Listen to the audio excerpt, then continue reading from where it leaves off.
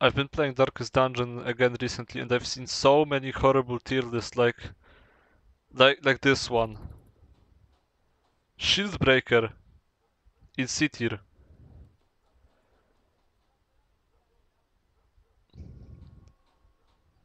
Jester in the lowest tier. Fuck. Are people really this horrible? How do you put a Jester in D tier, the best fucking stress healer in the game, in D tier? Anyway, let's just make my own tier list because someone who's fucking good at this game needs to show people how to fucking play it because 90% of people I fucking see on the internet have no fucking clue how this game works. So let me, someone who put unhealthy amounts of hours in this game, explain it to you motherfuckers. Abomination, D tier.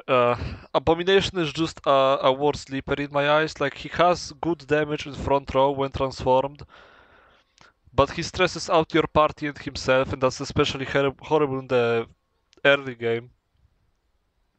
And in the late game, when you have trinkets to buff stuff like accuracy and damage, why not just take a leaper? You can buff his speed, and you can buff his damage, so he can hit just as hard as the Abomination, while not stressing out your party. There isn't a trinket that makes Abomination just not stress anyone out. There's one that makes it deal no stress transform actually, I think, but I don't remember what the downside on it was, but still. And his untransformed playstyle is just bad. His stun is lower than average chance. His blight isn't very good, and he has a leaper type healing ability. Is just not good. Antiquarian is the reason why unusable is a tier. Like, where do I even start? Her HP is lower than her fucking dodge. All of her skills are trash. Her blight skill is horrible. It's a single target that deals very little.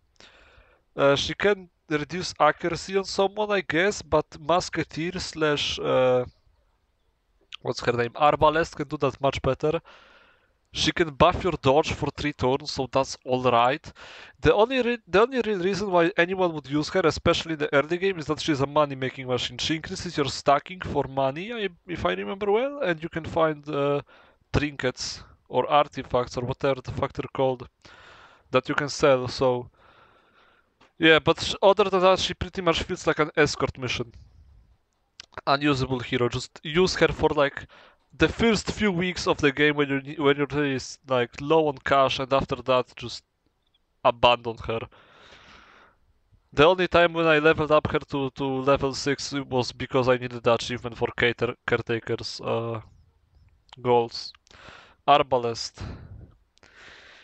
Now that's a hard choice because Arbalest is kind of in the void. Like, you know, some heroes have a middle ground. They can work horribly, they can work bad, they can work good. Shocking concept, I know, but they're not. It's not 50-50, yeah? With Arbalest and Musketeer, because it's the same fucking character, it's 50-50. Either she's trash or she's fantastic. Because of Mark setups. Mark setups are unreliable, to say the least. Like, they're really satisfying to pull off. It's just nice to mark an enemy and then see a 60 crit. But it's just not reliable. Let's say you're in Weld and you have to kill a hateful Virago. Yeah, she has like what, fucking 43 dodge, something like that. You mark her, you shoot with Arbalest, and she doesn't crit. So you just wasted one move to mark her, second move to kill her, and she's not dead. And then the next turn, you hit her again, and maybe she will die, or maybe you get a low damage roll, and she's still alive. 2 turns into the fucking fight. And that's not even mentioning that the fucking enemy can dodge your mark. So for that reason, I will put them in C tier. They can work great. They can be like maybe not quite S tier. They can be A tier, but the damage is unreliable. Their skills are alright, debuffing like minus 20 accuracy and minus 10 crit if I remember well on enemy in the back row is pretty alright. The healing is not good, the stealthing is pretty okay, and the removing stun actually, that's really good. But yeah, that's pretty much it. Bounty Hunter. Why do people think this is a bad character? I actually don't understand. He has two different ways to stun. In first, second, and third row. He has very good damage, especially against humans. He is very flexible. He can work in row number 1, in row 2, and even in row 3. Even in row 3 he can execute his collect bounty attack, and he can hit many rows. He can hit with collect bounty second and first row, and with finish him he can hit third row. He can move, he can mark. He's a fantastic character. I don't understand why people fucking dislike him. His base stats are good, his base damage is good, he works in mark setups and is more reliable than Arbalest and Musketeer. Just such a good character, use him more. Crusader is... that's actually hard to decide.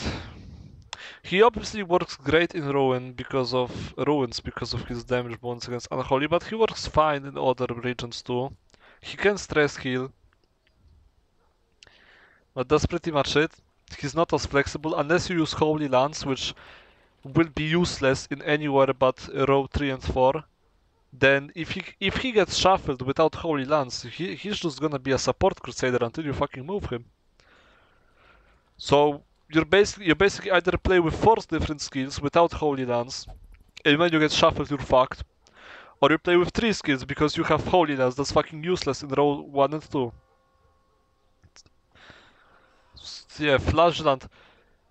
How do people think Flashland is bad? He is so fucking overpowered. He's been nerfed several times if I remember well by now. You know how usually you want to keep characters in this game at high health, yeah? No, Flashland doesn't give a fuck. His basic death blow resist, if I remember well, is 73%, something like that. He deals great bleed damage. His basic attack for the first and second row deals 6 DOT. His attack for the third and fourth row, which is fucking amazing, deals 4 DOT. He can... when he's at low health, he gets a boost to his attack damage, to his speed, if I remember well. It's when he's under 40% health, yeah. When he's at Death's Door, he gets even more damage, unlike other characters which get debuffs. And if he's at low health, you don't even need a healer to get him back to high health if it's too risky. He can just use 2 abilities, one which deals 9 bleed! 9 bleed in 1 attack and gets him back by like, I don't know, 20 health, something like that. Or the second ability, Reclaim, which heals him by 45% and a different character at that. He's so fucking good. He can solo bosses, he's that fucking good. What else? He can do, no, it wasn't Reclaim. Something else. Reclaim is where he applies bleed to himself, which he can resist, by the way. So there is no downside if you just have good bleed resist on him. And he can give 5 restoration on 3 turns, so 15 HP healed.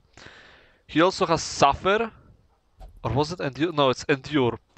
Endure, which gives him, I believe, 6 stress and heals 14 stress, something like that. Oh, that's another thing. Other characters, when they get afflicted, they get stat downs. Flaggy doesn't care.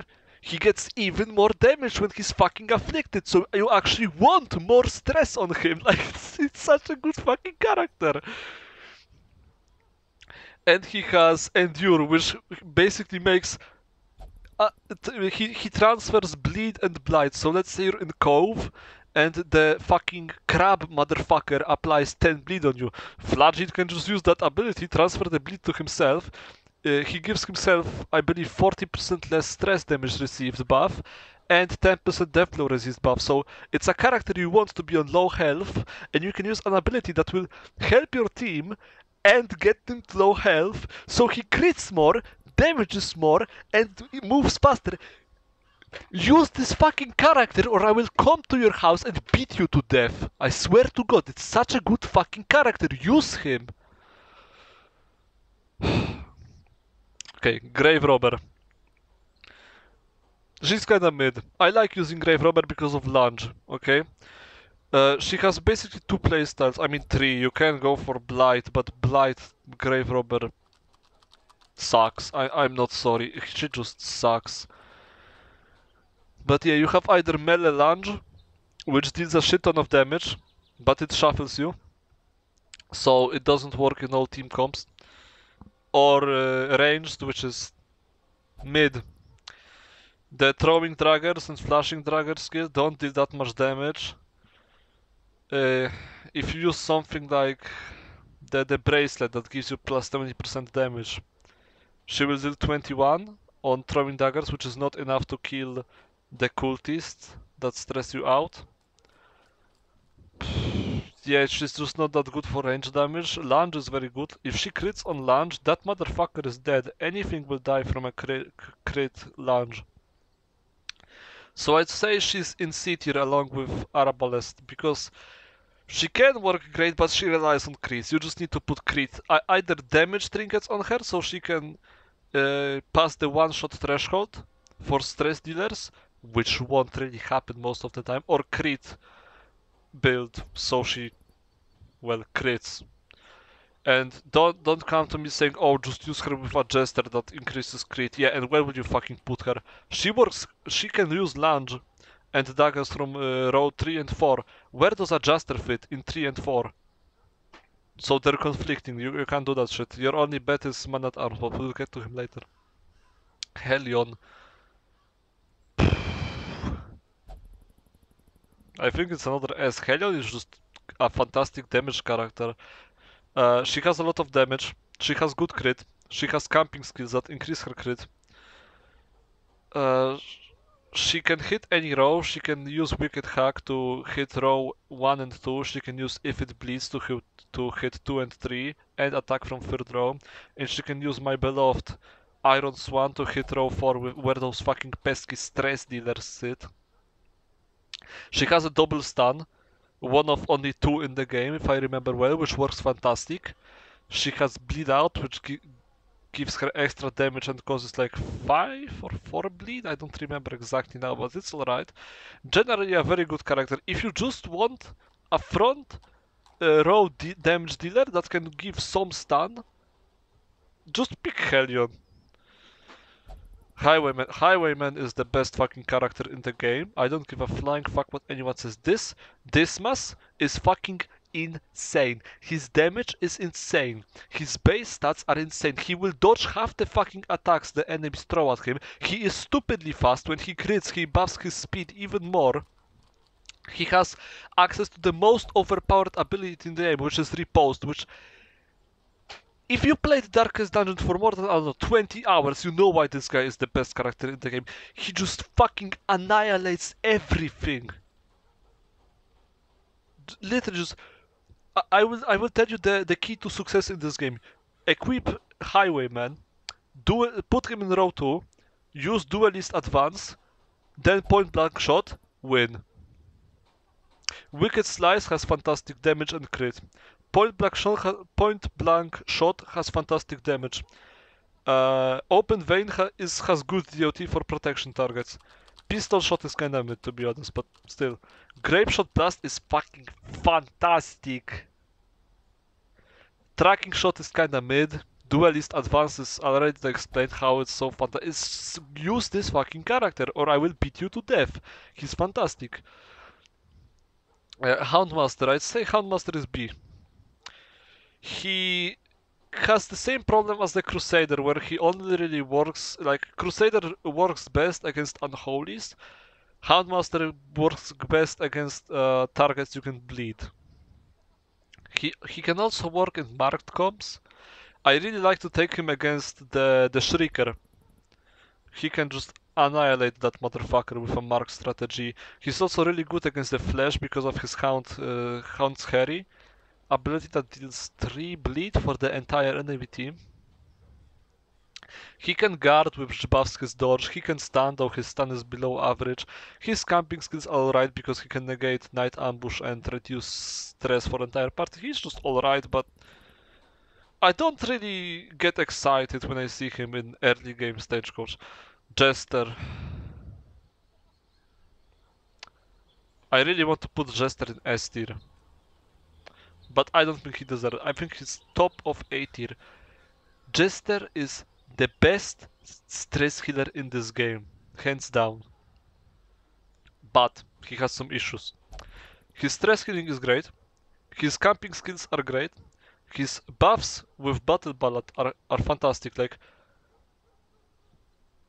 amazing. Plus 10 accuracy, plus crit, plus speed. Amazing. Finale is good if you can set it up. But he's really dependent on row 3. He can't use his buffs and stress healing in row 2. He can't use Finale in row 3 and 4. So you kinda just need to build the team around him really. He needs to stay in tier 3 where he can use most of his abilities. Like Harvest, it's fantastic. All of his bleed abilities are fantastic. Dirk Stab is also nice. But you don't really pick him for damage, you pick him for the stress healing and the battle bot, which is, I don't understand why would anyone... I'm sorry I want this tangent again, but how the fuck do you put Jester in F tier? Do you people just get 4 afflictions on all of your dungeon runs because you don't ever stress heal? Like, how? Leaper. A lot of people will get upset at me. Don't get me wrong, I love Leaper. He is lore-wise, okay, lore-wise he's my second favorite character, but Leaper is overrated as fuck. Huge damage, yes, I get it. Huge damage. But slow speed, no dodge basically. The damage in his attacks is very reliant on RNG. He has very huge difference between low roll and high roll. And his skills aren't great. Leaper just needs help. Like, no trinkets, no buff Leaper is fucking miserable. He either needs a Jester on Man-at-Arms buffing his accuracy and crits and speed in case of Jester. And you can say, oh, just use one of his abilities like Revenge, I think it was, that buffs your damage and accuracy, yeah, but that wastes you a fucking turn. Hallway fights and room fights usually don't last so long that you have time to waste an entire turn on one ability that does nothing when you activate it, that is. This is why tracking shot is bad, by the way. It's only really good on... Abilities like that are only really good on bosses. Yeah, that's pretty much it. Just Leaper really needs trinkets. Especially accuracy trinkets and buffs, because his base accuracy for chop is 90. And that might not seem bad. Hey, 90% chance to hit. Until you understand how this game works and you know the enemy have dodge chance. And at champion levels, every enemy has like at least 20 dodge chance, so that 90 becomes 70. And with some enemies like in Weld that have a lot of fucking dodge, like Virago who has 40, that 90 becomes 50. 50% chance to hit an attack. Pitiful. Horrible. And he's fucking slow. Like I said, he has 3 base speed. 3. He goes fucking last. Another character, Man-at-Arms. A. He has bad damage, but he has great utility. Bolster, plus 10 dodge for entire team, like 10% more chance to dodge, fantastic. And less stress damage received. He has riposte, that doesn't deal nearly as much as Highwayman's riposte, but it's still riposte. He has stun, he has bellow, which reduces speed and dodge of enemies and more crits while marked, but that's so fucking niche, I won't even include that. He has command, which adds accuracy and crits, which is nice. He can guard. He's a very good character, and he works in basically every row. Like in row 1 and 2, you can make him somewhat into a damage dealer. In row 3, he's great as support. In row 4, he's mostly, well, support too, but a guard support. But I did use him for my... I always use him actually for my 300...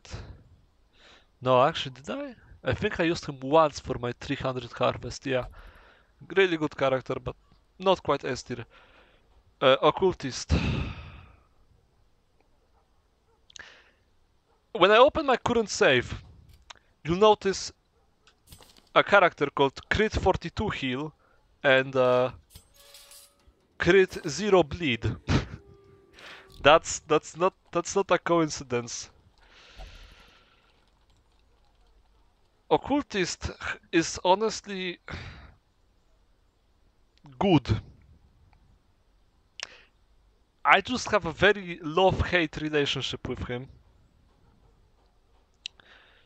because his skills are great, okay? He has actually good damage against Eldritch. He can remove 30 dodge, he can reduce protection and damage of enemies. His heal can heal for a lot. But the heal is his fucking problem. Oh, I forgot. He can move enemy by 3 rows. That's also fantastic.